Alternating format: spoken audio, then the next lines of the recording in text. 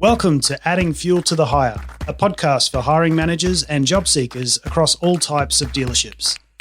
With over 20 years collective recruitment experience, Rowan, Tony and Phil draw upon their knowledge to help you navigate through the recruitment and job hunt process. For more information, head to our website, addingfueltothehire.com. Welcome to episode 8 of Adding Fuel to the Hire. I'm your host this week, Rowan, and I've got Phil with me today. And today we're going to talk about candidate tips, applying for jobs and interviewing tips. So we've got a little bit to cover there. So let's get straight into it. Phil, how are you going? Good, bro. How are you? Yeah, not too bad. I guess first thing, let's do a bit of a recap. I know we spoke previously about applying for jobs, but maybe just give us a bit of a rundown on what you and Tony talked about there. Yeah, for sure. So when you're applying for jobs, just a couple of hard, fast rules to keep in mind. Try to always read the whole job ad. I think Tony mentioned a lot of companies have started putting little questions right at the end saying, you know, what's your favorite Star Wars character or something like that. Yep. Just to see if you've actually read the ad. If that's not then in your cover letter or your resume, they know you haven't properly engaged with the ad. So keep an eye out for that. Make sure you actually know a little bit about the company itself as well. A lot of the time, a lot of companies have a very specific mission, a certain thing that they're trying to achieve, and they're usually quite proud of that. So being able to show some understanding of that's really important, I think, for a lot of companies there. And the other thing as well, just keep in mind, is this going to be the right job for me? Do I have the right experience? Do I have the right skills for this role? Yes. I think you want to shoot for the stars, obviously. You want to get a dream role, yep. But we've got to be realistic as well in terms of, is this going to be a realistic step for me? Yeah, definitely. Yep. And I think, and we've touched on it before about, sending out lots of job applications for many jobs. Quite often we ring a candidate and talk to them about a job and say, thanks for applying for this job. Keen to talk to you about it. Oh, sorry. What job was that? Which one's this one? Yeah. know the jobs that you've applied for, whether you need to keep a list or just refer back to your application correspondence from job board or whatever that looks like. Just make sure you acknowledge in your brain which jobs you've applied for. And I think writing a tailored cover letter there can help with that as well, because it reinforces that memory so that you know that you've applied for that position. That's right. Keep it. Try and keep the number down at any one time. So it makes it easier to tailor your application and just stay above it all and keep a cool head when someone actually calls you. Yeah, definitely. The last thing you want to do is say, which role was this one? Yeah. And look, I think another tip that I think is relevant is, even though in this day and age it's very easy to apply for jobs, if the job that you're looking for isn't there, go out and hit the pavement. Go out and introduce yourself. Go to the dealers and say, hey, this is me. This is what I can do. I'd love to try this. And every candidate who inquires with me who doesn't have any experience but wants to get into a dealership, that's what I tell them to do is to take their resume, get on your suit or some sort of professional attire, go down to the dealership and just have a chat with them. Tell them what you're looking for and what your experience is. They're more likely to give you a go then, because you're right there. They can see you. They're actually doing the interview. That's right. And I think that's, definitely a good way of finding those other jobs. Yeah. The worst thing that can happen is they say no and you're exactly where you are now. Yeah, exactly. That's right. Let's talk about interviews. Yes. Obviously, it's a big part of getting the job is nailing that interview. So why don't you talk us through some of the tips that you've seen for performing well in an interview? Yeah, look, again, research the company, sort of know what you're getting yourself into. I think that's a big one. Understanding what the company's about, what they're looking for, all that sort of stuff. If you do get nervous before interviews, because let's be honest, doing a job interview is probably up there with the least nice things to do. It's not really that pleasant to go in and basically just be judged for half an hour. Try and do it in front of friends or family, which I know seems a bit odd as well, but it's a good way of practicing if you feel like you're going to be too nervous. Yeah. Another good one to do is to actually just film yourself. Yeah. Most people have smartphones now, so just film yourself and have a look at what your posture is like, what your voice is like, how you would answer questions, that sort of stuff. Yeah.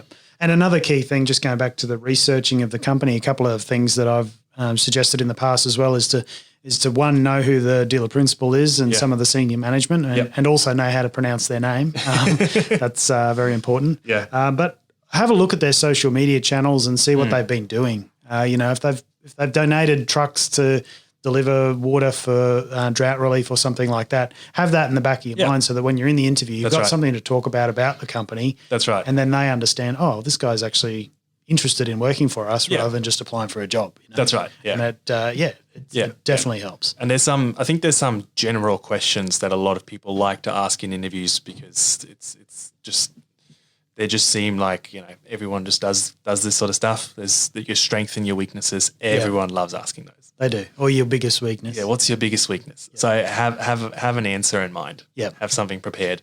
And it doesn't need to be something horrible about yourself. No. But just have something ready there, because the last thing you want to do is say, oh, I don't actually really have a weakness. Yeah. And don't make your weakness your strength. No. Don't say your weakness is I work too hard.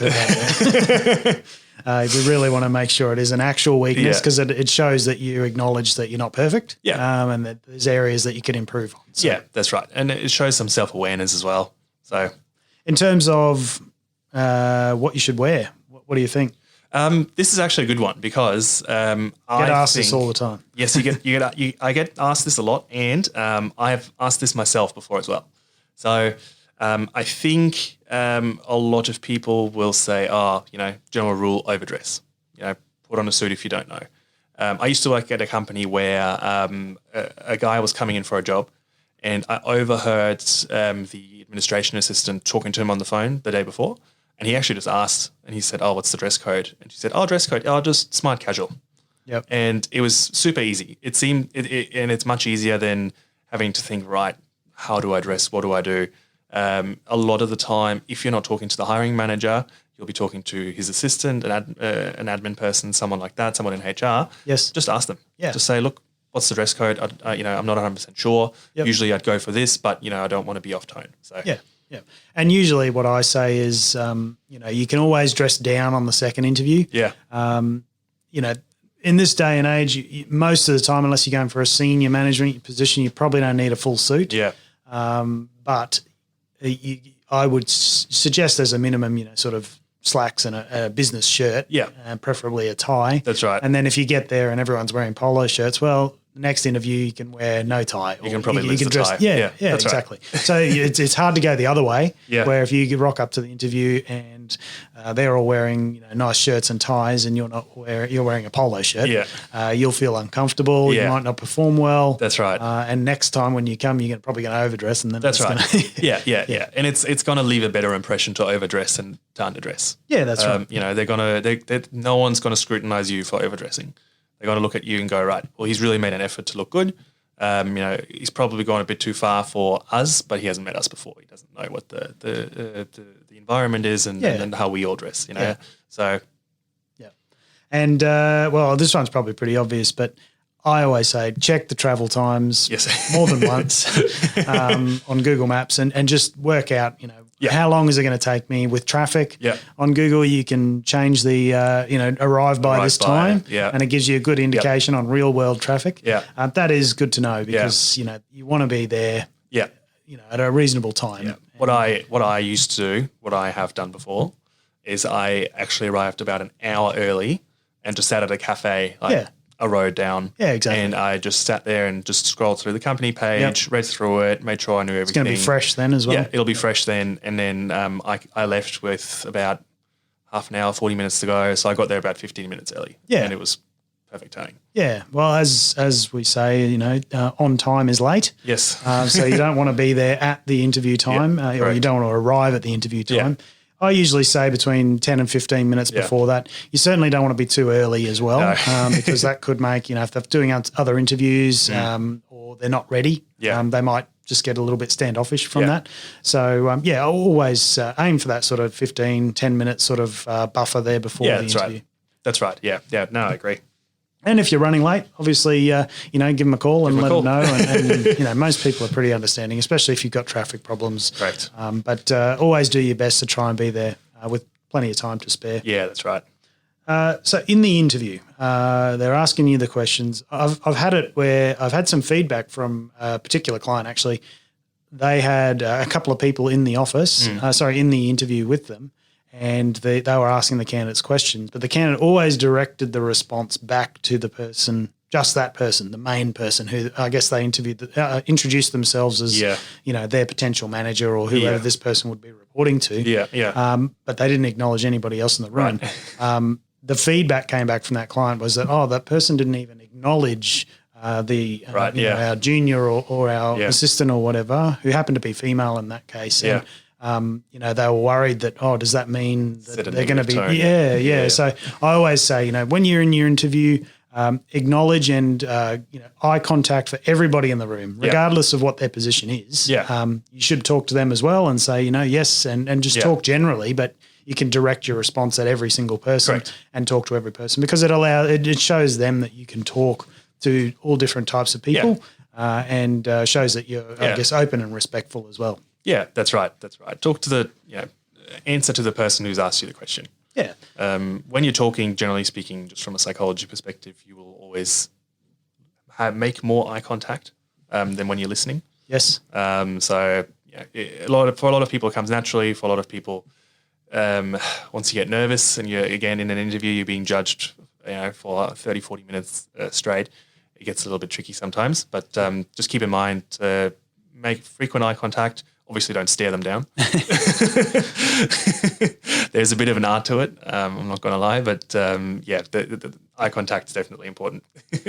And I think it's also good in those interviews to make sure that you've got some questions ready to go. So when you're doing your research, plan some questions that you might have for them.